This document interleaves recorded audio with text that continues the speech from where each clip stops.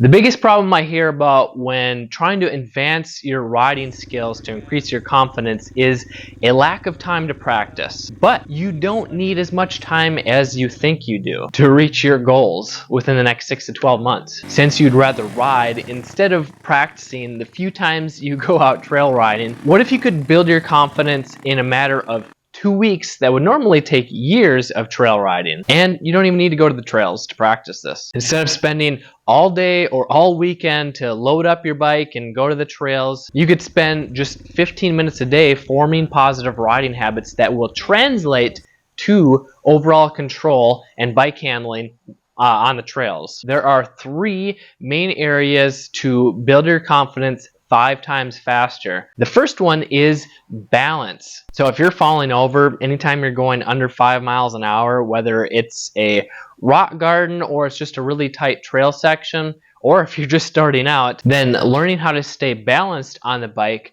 will really boost your confidence, because a common habit that people do is trying to touch the ground with your feet and balance with your feet. But once you take your feet off of the foot pegs, then you lose control of the bike, because your feet are the first thing connecting your body to the bike, and you need them to feel what the bike is doing. And if your feet aren't on the pegs, then you can't shift your body around, which is the other part of staying balanced. When you can shift your body weight and anticipate what the bike is doing, you'll be able to stay relaxed more. So if you're constantly death gripping the bars because you feel like you need to stay in control, then that's a really good sign that you haven't formed a positive riding habit. So in order to stay balanced, you need to use your core and your legs more than you need to use your arms and hands. So if you find that you're using too much arm and hand strength to hold onto the bike, then you need to reposition yourself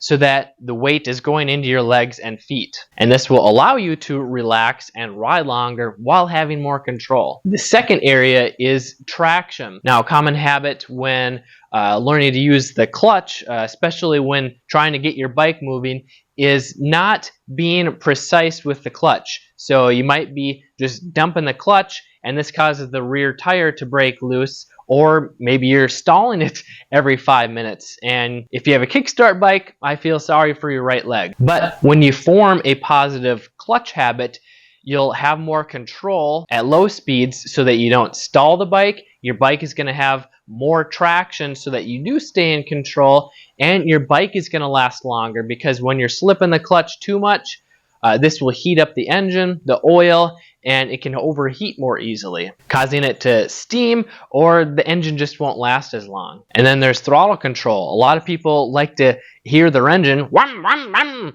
But when you're being too aggressive with the throttle, this can also break the rear tire loose and cause you to slide out, lose momentum, especially when you're going up a hill. You think that, oh, you just need to hold it wide open.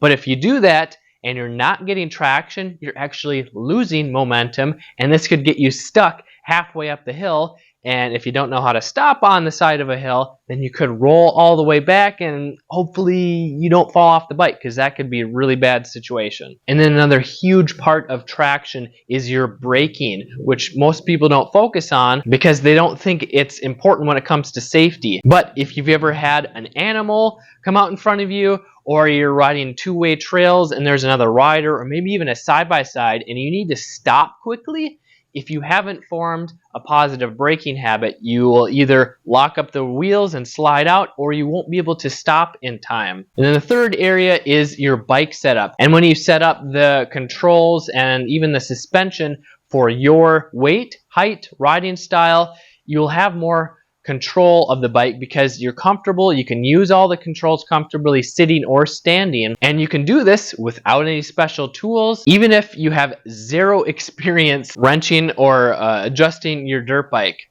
And this could save you hundreds or even thousands of dollars of aftermarket parts, or giving your money to some tuner to hopefully make it better. Does this sound interesting to you? Then I want you to grab my basic techniques guide for free today.